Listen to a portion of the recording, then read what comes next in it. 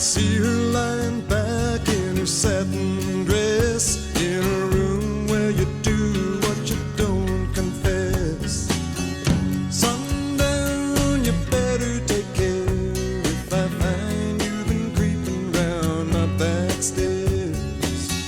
Sundown, you better take care if I find you've been creeping round my back stairs.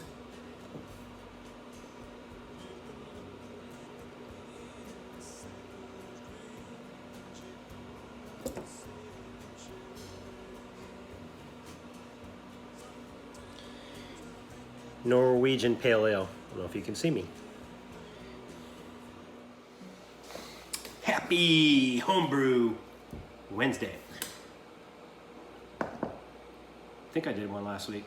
Pretty sure. Yeah, I think there's some brewing action in it. So this is the, I don't know what I call it. It's not really a Norwegian Pale Ale. It's more like a I don't know. I think I called it, what is it? Hymir's Cauldron. Norwegian flavor, Norse god influence. But this is a Pilsner base with almost a pound between the last two ingredients, which were a little bit of caramel tin, like 8 ounces, and 12 ounces of, I guess it's a little more than a pound, 12 ounces of Carammunic 1. So, and then the Quake yeast blend with all kinds of different Quake strains in it. So this is very similar to the aroma and flavor of a English mild or a English, like the English kind of beers you get on the cask. It's very fruity. I only put in enough hops just to cut the sweetness because I wanted to see what the characteristics of the yeast was going to be. So I put in about a ½ ounce of Columbus at 60 minutes, and I didn't put anything else in. So should have got around 29 IBUs out of it. It ended up being a 7% beer, 6.97%. It started at 10.56 and it went all the way down to like 10.04. Yeah, 10.04. So I think that's about 6.97%. But anyway, yeah, the aroma, it's like very fruity, like a peach apricot, a little bit of tea quality, and a little bit of a kind of a ripe orange, and people describe it as pithy, and that's kind of what it's like, especially on the taste. So anyway, cheers. I didn't put any carapils or anything like that. I've kind of stopped using carapils.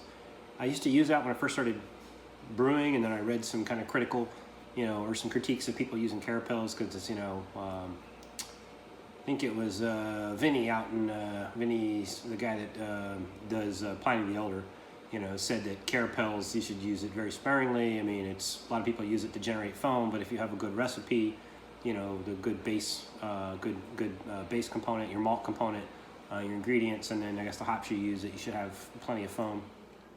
Plenty of beer foam. So stopped using it and having pretty good results. But yeah, I love this.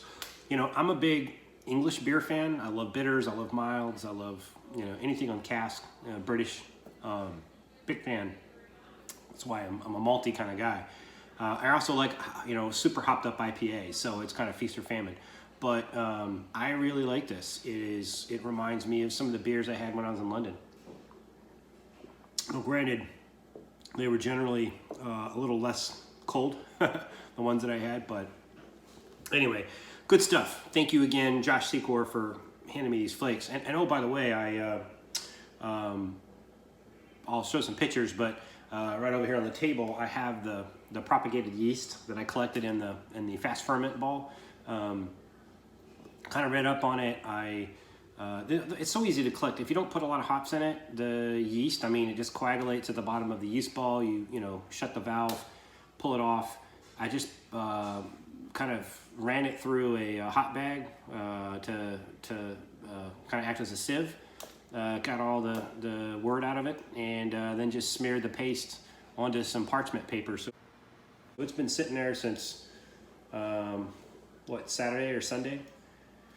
So I'm gonna let it go through Friday, and Friday I said let it sit for 6 or 7 days. It is kind of moist down here. I've been running the dehumidifier to try to get the humidity down to make sure it dries out nicely, but should have the flakes at the end of the week. I'm not being super careful with it because farmhouse style they're not. Some people dip the dried yeast on their shirt and do the freaking wort to inoculate the wort. So if they can do that and put it on a wooden chain, ball, whatever thing, chain ring, then I think I'm fine just drying it out on parchment paper. I did wash and sanitize the plastic Tupperware containers that have it in, but I just pulled the parchment paper out, just threw it in there, and then when I'm done, I'll crack it, put it in a Ziploc bag, and throw it in the freezer. Might become some presents for beer mails. So speaking of which, I know Josh Hoover's gonna kill me because I've been promising him a beer mail forever. Now that I have some quite what do I call this? A quite mild. I can send him some of that along with the Nordic Old School. So wow, he's gonna get 2 quite beers. That's kind of cool. So Wally did a very eloquent pitch for the SJPorr Challenge competition. I think registration, I should have looked it up before I started the video, but it's like you got till August 2nd, I think. Am I wrong? August 2nd to August 4th, something like that.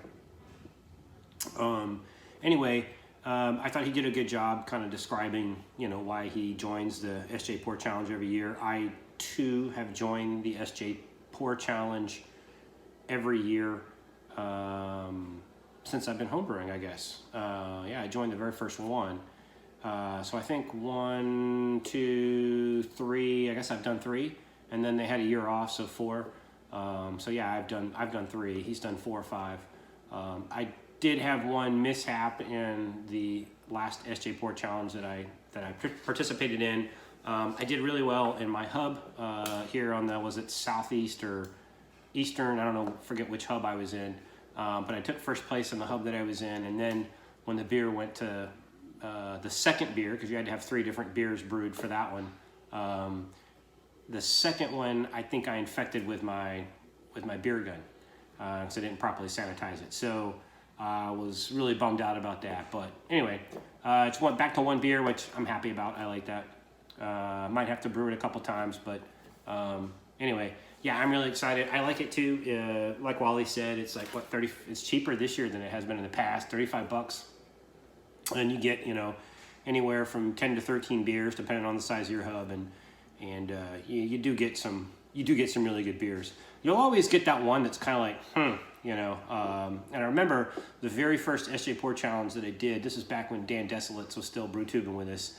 I got a clam gosa. I think I was telling Nick and Brandon about this. I got a clam gosa. I didn't even know what a gosa was. I'd never drank a gosa before. I didn't even drink sour beers back then. So, I think his was like the first review that I did. You'll have to go back and look at my SJPorr Challenge beers. But I just did them all live. I didn't know what the hell I was doing. I was just probably giving the most accurate beer descriptions I've ever given, but I didn't know what I was sensing at the time. But I did know this. I think it was a combination of the clam juice and the gosa tartness that I just never had before experienced, and so you got it live on Memorex when I live on Memorex. Is it live or is it Memorex? You got it live.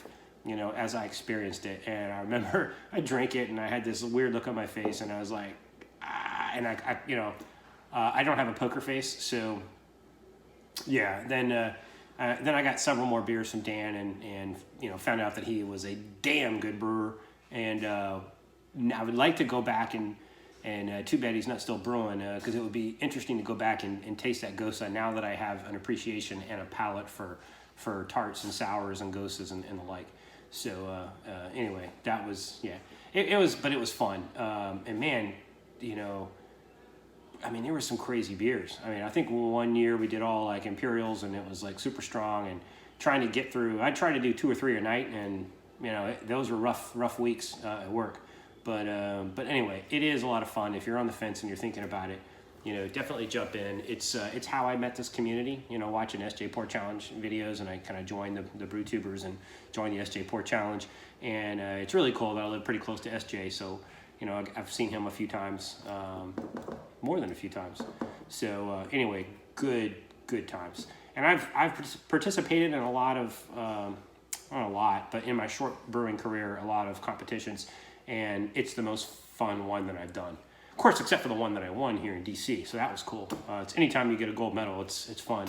But yeah, it was. Anyway, I'm putting a very good beer forward for this one, so challenge you guys. I think all the old has-beens are getting the first round off. So all you newcomers and you know, eager to win brewers out there, you know, it's gonna be fun going to head. I'm putting my best foot forward. I brewed this past weekend, I think on Saturday, and I think it was Saturday, and it is chugging away. So looking forward to getting that thing bottled up and you know, getting it shipped off, and then I really look forward to tasting all y'all's beers and doing some reviews. Haven't done like live beer reviews except for my own in quite a while. So yeah, I guess I've done a few from some of you guys who sent me some beer mails. Anyway, I've been rambling for about 10.5 minutes. Other than that, there's not really a whole lot to talk about except for the drying the yeast, the brew days. I've got this beer on tap. Oh, it's so nice to have homebrew on tap again. For a while there, I mean, I hadn't brewed in over a month, and I was all tapped out. But now I'm good again. Anyway, hey, have yourself a happy homebrew and have a very, very happy Homebrew Wednesday. Cheers.